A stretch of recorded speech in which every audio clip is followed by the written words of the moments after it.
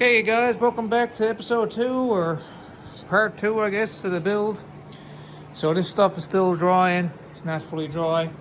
So this video and this part is going to be all about the lifts. Okay guys, so I just want to do a quick note. I got a really cool 5-inch lift with a bit of a stretch to it. It's going to stretch the bike out, lift her up. Got this cool front wheel adapter. Goes by the 4x150 to 4x110 to run a standard like Honda wheel. And I got these really cool fork extension tubes. So I bought these lifts off Swamp Outlaw. I was going to actually make my own setup, but those guys do awesome work. They got all the proper gear and they can do like professional grade lift kits. So I bought the full lift kit off the guys. So I just want to do a good shout out to them because they are awesome to deal with. And if you're planning on building any lifted trikes, they makes lifts for pretty much everything. So they're really good to check out. But they even includes the bolts. No having to run to hardware stores and pick up nuts and bolts and stuff. They even got that in the bag. So I'm literally going to bolt this on here now. And you can see we have a lower bolt down here for support. So I'll have to rig up a support for the frame. And we're going to be in good shape. Let's get the rear lift on. Is this a major part? The forks, that's easy to do with the little lifts. We'll get those ready for the forks. I do have to paint the hub, so I can't really put the front together yet. And I gotta try to clean up the tubes. Alright guys, let's go ahead, get that lift kit on first. That is wicked. That is super cool. Like literally, what's that, like a 5-inch lift, a big stretch in a matter of seconds. I gotta snug everything up, of course, but like look at that. Those guys do awesome work. Like it's all braced up properly. It's heavy duty. Like they got all the precision cutters and they do awesome work. Hang on now, I think I actually have their decal over here. Gotta find a nice spot to put these, but you can see Swamp Outlaw. Super awesome to deal with, so definitely check those guys out. That's sweet. Okay, so I'm just gonna show you guys what I'm at here. I do need to touch the frame up. It needs a bit more paint on her. Not too worried. We'll get her all cleaned up. Should be all painted before she leaves. But anyways, you see these two holes that are here normally? I made them a little bit bigger because this has an extra hole on it right here and it's there for some bracing. So I'm gonna run 2 pieces of angle, bolt here, bolt here, bolt there, bolt there, and basically that angle is just gonna come up here, cut on an angle as well. No pun intended there. And we're just gonna use that as a bit of extra support. So I'm gonna go ahead and cut some angle, bolt it together. So you guys seen me using the grinder, just chopping off metal, and then we're gonna see if we can bolt it on here. Okay, so we got another coat of paint on. Trying to get some more spots I missed. Got some paint on that angle. There's our little lift kit. Not bad, not bad. It's extremely wet paint, but we're getting there. So that's going to dry in and then I'll clear coat it over. I think I got most of the spots this time, but I'm going to clean up the garage here now because I got a big old mess going, stuff going everywhere. So I got to clean all this up. All this stuff over here, and I'll be with you guys now shortly. I seem to always make a mess every time I'm working on something. No big deal, it's all part of the fun. Okay guys, we're off to the races here anyways with this build. So you can see we got the rear lift kit down there, that's done. So now we're going to tackle the next biggest issue. We're going to do the disc brake conversion. So I'm going to show you guys, I've done it before in the video, we're going to do it again, but this time might be a little bit more detailed, so we're going to be going over it a little bit more. This is like the easiest, semi-easiest conversion that you can do and relatively cheap. So I'm pretty fortunate that I was able to find this disc brake, for example, got that on eBay right from the States. That came up for like 30 bucks, so it was pretty cheap. Got a brand new caliper off a 400EX. Got that for 30 bucks or $40. So that's a 400EX caliper, 200X. This the rotor and the actual like mounting bracket or the mounting holder. This 200X has the exact same splines as the axle, so it's going to slide right on in. The axle's going to slide in. That's going to slide onto the axle. So that means the only thing, basically in a nutshell, we'll have a nice rotor in right here where there's normally a drum brake. We'll have to cut some stuff out of the way. We're going to cut down a V right here in order to actually have this slide right down. You can see, oh, I got it backwards. So it's going to slide right down. and it's going to be able to actually bolt right on. That's it. So I'm going to start cleaning this up. We're going to get this brake tackled, but essentially this is going to slide right onto the axle. We're going to have a spot to bolt this on. I'm going to get a hose made up, brake hose made up at a local hose shop, and we're going to have that bolted on. That's going to be on place, good to go. Fill it up with brake fluid, put a hydraulic brake lever on, either left or right. I does the left side just because it's comfortable, but that's it. This brake conversion in a nutshell, so let's do it.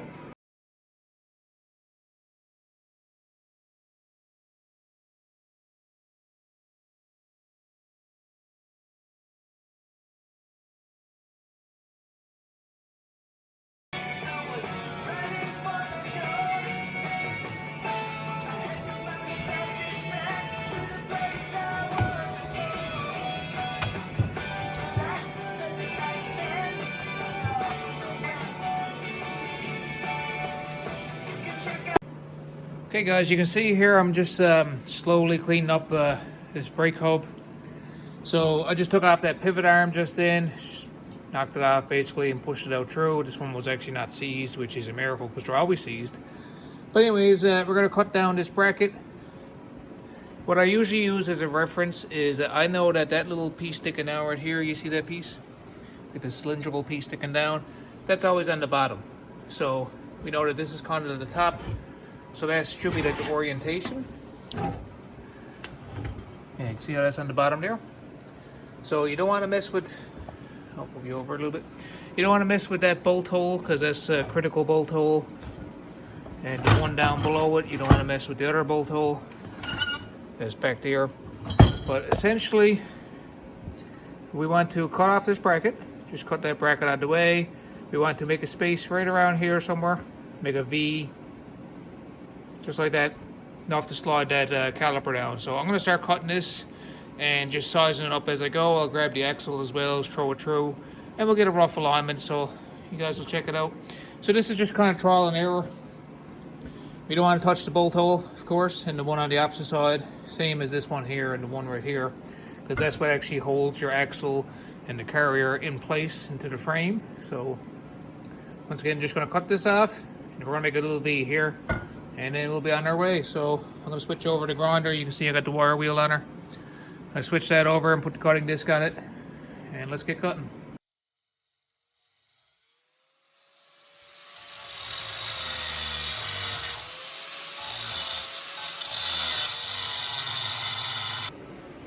Okay, you can see I notched out the V right here. It's almost like a V. So essentially, you can see brake slide right over. And now if I kind of like position this in place, I have a spot to put on like the nuts and weld them on.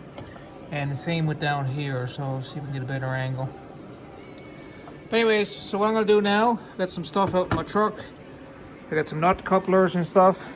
We're gonna get this all ready to be welded. We're gonna tack weld the caliper brackets in place. And then after it's all welded up, we'll clean all this up and we'll have the disc brake done. So overall, I spent probably 20 minutes, 30 minutes here so far. So as you can see, it's a pretty quick disc brake upgrade. And we still got a lot of structure integrity here. The only thing we're really cutting out is a little gouge. But we're going to be reinforcing it as well with the flat bar. So we will lose a tiny bit of the original structural integrity, but we're going to also flat bar this up any space in between. We just need somewhere to put on this caliper. So I got this done on my other 200M over there. First one I did, and now this is the second one I'm doing. Alright guys, back in a minute now, we get to the parts. Okay guys, so I just want to give you a quick little rundown on how this goes as well. I just found 2 spare nuts there. I just had to bum them off a spare axle. So I am missing the original nuts. I saved one, but I'm not sure what I did with it. So I had to bum 2 nuts anyways. So as you can see here, when you run the 200X rotor onto the 200M factory carrier, you can see we have this bit of space here. It's roughly a 1/4 inch. You can make it 1 inch. So I actually have a piece of pipe for this. So you see this big pipe here? My buddy gave me that pipe a long time ago. It's literally just the same diameter, like it slides over right here. I can take measurements if someone needs it, but I use this pipe. So if you got a random piece of pipe kicking around, or maybe even a nut like that. You need, basically you need a spacer is what you need. Because when you tighten this up, you can see that this part right here is not threaded, because normally, grab it over here. Normally if you compare the rotor with the drum housing, you can see the drum is actually bigger, so it takes up more space. So when we use this, it's smaller, we got more space here that's not threaded, so that means you need a spacer right there. So whether you're using a big nut, you need some type of spacer. So I'm gonna go ahead now, I'm gonna cut myself a little piece of pipe off, maybe an inch long. Not really gonna be picky with it. We're gonna put this caliper in place, we're gonna tack weld it right here, and then I'm gonna fully weld it in. We'll test it out. So when you do go about welding it, you want these nuts snug, so you basically want the axle kind of as tight as you want. So when you disassemble and you put it as tight as you want again, it'll all line up. So that's all it is to that. Alright guys, I'm gonna chop off this pipe, we're gonna stick it on here, and we're gonna do that. Get it all up in place. Let's do it now. Okay guys, so I just cut that piece of pipe off. You can see it's half straight anyways, it's not perfectly straight. That's not bad. I think that's one of the better ones I've actually done with a grinder. It's alright. I'm going to snug this up a bit, so it's already hand tight here now. I'm going to use that pipe wrench. We're going to snug it up a little bit tighter and just get her like, kind of if it was on the bike, how tight I would want it. And then we're just going to do some alignment, weld that in place there. Well, not the caliper, but weld the brackets and how we're going to fit it. And then any open areas I'm going to reinforce with a bit of flat bar. But yeah, this is the last big pain in the butt job. Everything else is kind of just stick the bike back together and have her all lifted up with some nice tires and a snorkel.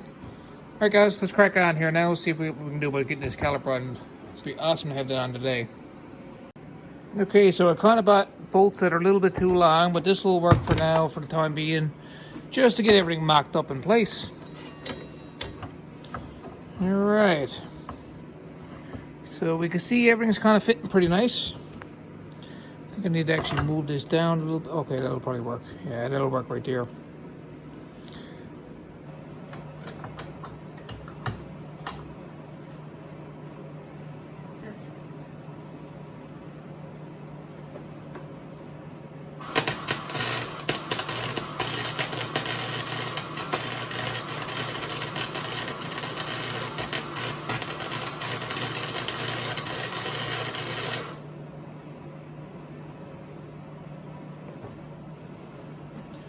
Alright guys, so as you can see right here, try to get a bit better of an angle here. Okay, I just got a little tack weld, a little ugly old bubblegum weld there. It's relatively centered. The other side here, I need actually like a piece of flat bar or something, because it's hovering, so I need some metal for it. So I'm going to go ahead, I'm going to tack this side in place, just that little nut coupler to right here. There's not enough space here. I need to actually just add a piece of flat bar to weld it. No point in just bubble gum and building it up. So I'm gonna go ahead, just get this part in. We're gonna take that caliper out of the way, and I'm gonna fully weld everything in. But as you can see, as fast as that, what was that, like 10-15 seconds, boom, a little tiny weld, and we're in good shape. You see the heat and the slag? You don't want any slag and stuff going through, so I'm literally just trying to get a good tack on it, and then I'm taking this caliper out of the way. You don't want to put too much heat in that caliper.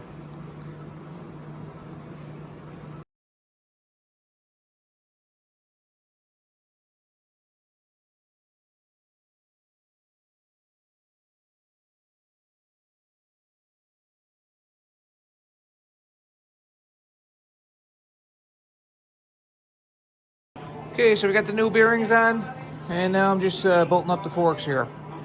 I will have to take this one back out and put the other side on first, and put the hub in and stuff, but we're getting the forks on anyways. As you can see here guys, got the shock boot up. This is for the side that holds the hub, so I'm literally going to just put the hub in place, and then we can try fitting the giant wheel on. So basically, you just got a nut and bolt here, got to snug those up. They're going to hold the lower fork tube. The two factory bolts will be holding the upper fork tube, where it's now got that extension piece. So yeah, pretty simple, eh? I'm just going to go ahead now and do the bearings on this thing, throw the bearings and then the hub on, and I'll be with you guys in a moment. Okay guys, so I'm thinking this is going to be one of the coolest things I've built so far. The big lifted trike. That is so cool. Now these shock tubes are pretty long, so after everything's tight, I'm happy, and this bolt's all tightened up and all that jazz, we'll be taking that boot, stretching it up over. But look how cool that is. Basically got her all ready to go for the front wheel now shortly. That's the wheel adapter right there. It's 4x110 wheel adapter from Swamp Outlaws, so definitely check those guys out. I mentioned them earlier in the video, but they are awesome. Bolt-on lift kits, a little bit of work, and those guys do wicked work. You see, I still got a mess going on because I haven't really had a whole lot of time lately. But I got the lift kit on, sport brackets. I got the forks are getting on here now. Hoping today to actually have this into a roller. That's the goal here today. We'll see what we're going to be ending up with. I got these massive tires. I guess I can finally show you guys. Here they are. Big set of nice 30s on 12-inch rims. Super cool tire. So we're going to be throwing them on today, I think. Pretty sure they're going on today. Now we still have a lot of work to do, like electrical and all that stuff. But once I turn this into a roller, we'll have most of the major work done. I mean, like I got to clean the engine up, and I got to do a bunch of electrical work. So I'm going to do a few how-tos and electrical as well, because I've had a bunch of questions over the past week on different electrical. But yeah, guys, just continue on anyways. We'll get this girl up on her wheels. I think I finally found a name for her too. Alright guys, just want to show you because I'm pretty excited already. I got a lot of work to do, but I got a lot of the major stuff done. So we got the lift kit done down there. We got the disc brake conversion done. We got the huge 30s on. These are the sledgehammers. 30-inch tires, 30-inch on the front. Forks are painted. Frame is looking pretty decent. Wow, I'm super happy with this. This is cool. I'm just sitting on the bike. She feels huge. I can't wait to see what she drives like, but I still have a lot of work to do, so I'm not in any huge rush. It's still winter time anyways, so I'm just kind of picking at this. She will be ready very soon. But now I'm just going to continue on, do all the other stuff, make a few troubleshooting videos with like electrical and stuff, and wiring as I go. We still got to do the front sprocket on that engine that's over there. That's really dirty. Wow.